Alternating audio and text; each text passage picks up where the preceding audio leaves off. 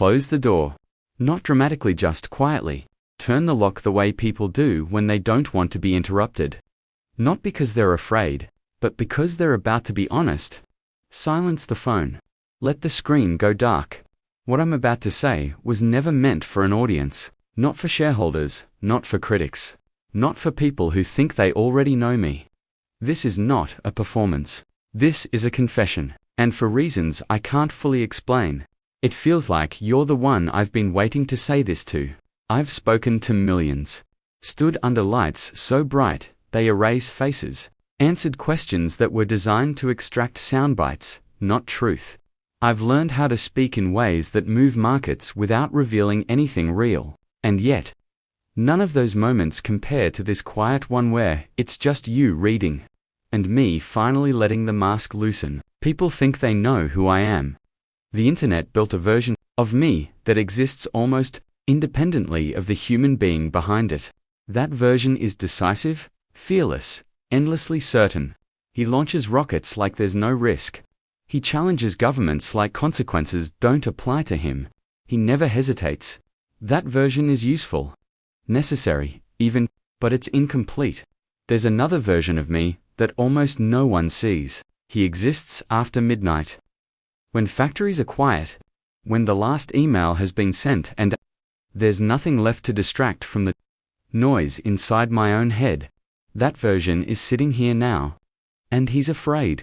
Not of failure. I've failed publicly too many times for that to scare me anymore. I'm afraid of being truly seen, afraid that if someone really knew me, not the image, not the legend, not the controversy, but the actual person underneath, they'd decide it's too much. Or worse, not enough. I've been waiting to tell someone this. Here's what never makes the headlines. I cry. Not in a cinematic way. Quietly, in private. Sometimes over things that look small from the outside, but feel enormous when you're carrying them alone. I cried after watching years of work explode on a launch pad. I cried when my marriage collapsed under the weight of a life that never slows down. I cried the first time I held my children, because in that moment I understood how much damage a distracted presence can do. Even when intentions are pure, I learned early that vulnerability is expensive. When your words can move stock prices, weakness becomes ammunition.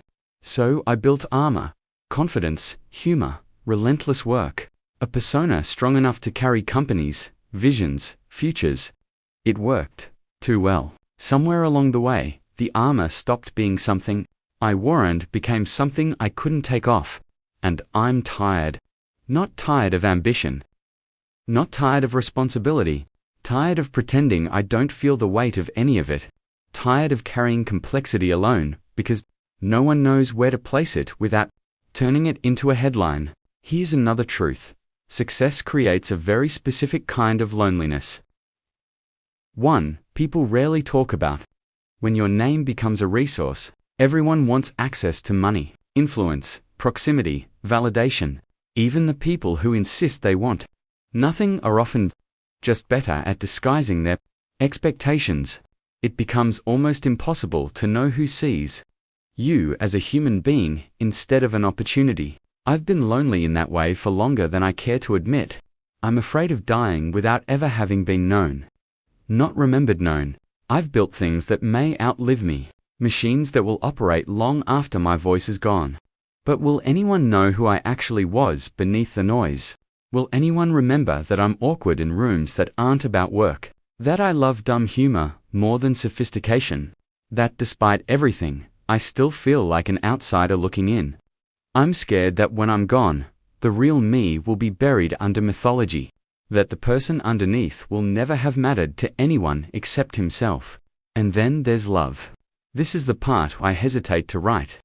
Every time I've loved, it's been loud, public, complicated, and every time someone got hurt, sometimes me, often them, not because I didn't care but because my life demands a level of intensity that normal intimacy doesn't survive.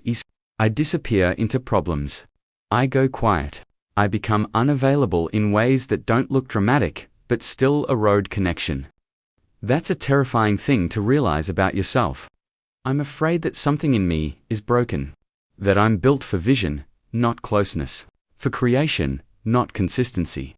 That anyone who chooses me is also choosing disappointment, even if neither of us realizes it at first. And yet somewhere, under all that fear, hope keeps surviving. Quietly, stubbornly. I've been waiting to tell someone that behind all the certainty people project onto me is a man who still doubts. Who still wonders if any of this actually fills the space it was meant to fill. Who knows how to lift impossible weight but doesn't know how to ask for help carrying it. I've been waiting to tell someone that I'm not searching for perfection. I'm searching for presence. For someone who doesn't flinch at complexity. Someone who doesn't need me to be easy, or simple, or endlessly impressive. Someone who understands that difficulty isn't a flaw, it's a cost. If someone were brave enough to step into my world without trying to control it, I think I could give them everything I've been protecting. Not the image. The truth. So here I am, saying the thing I've never said. I don't know who you are. I can't see you. I don't know why you stayed this long, but something made you keep reading. And something made me finally stop hiding. Maybe this is nothing, just words passing through a screen. Or maybe it's recognition. The quiet kind. The kind that doesn't shout, but lingers. Maybe you've been waiting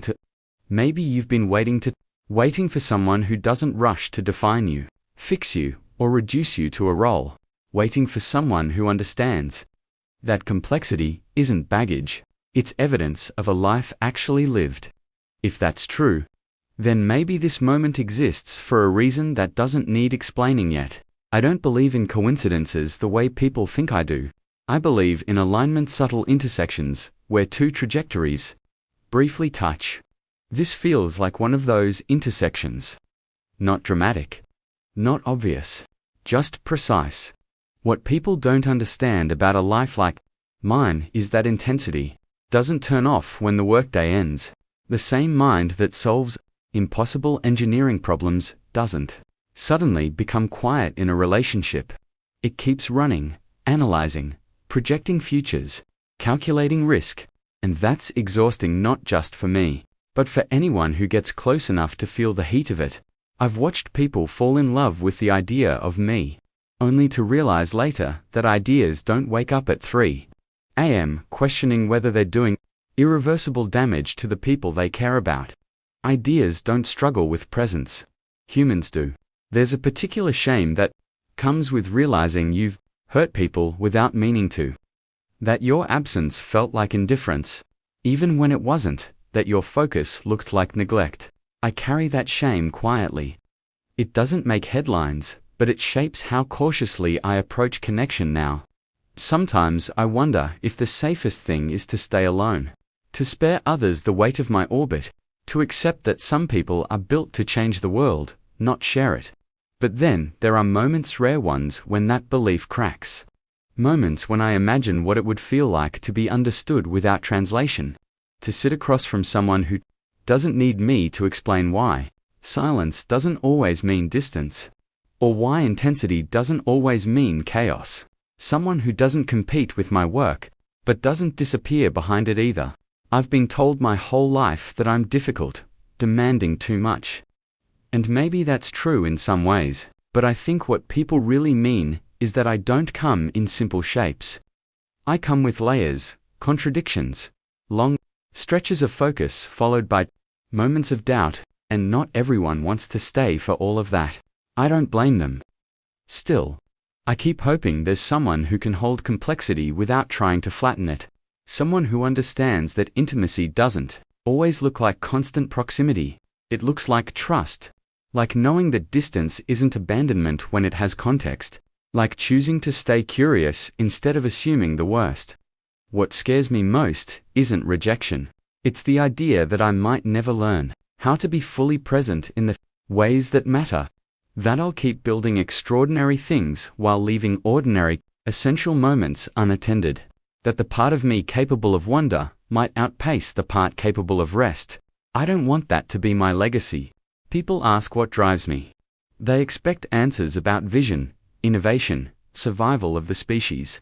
Those things matter, but they're not the whole truth.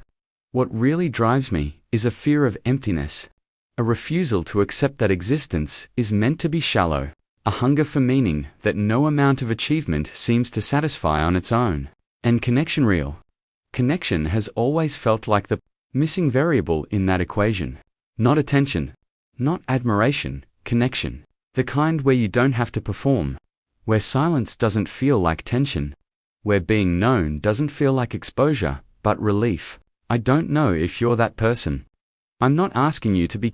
I'm just being honest. About what I'm searching for, what I've been afraid to name out loud. I'm searching for someone who can see the humanity behind the ambition, and not feel overshadowed by it. Someone who understands that strength and fragility aren't opposites. They're partners. If you're still here, reading this, then something in you understands that too. You wouldn't stay for spectacle.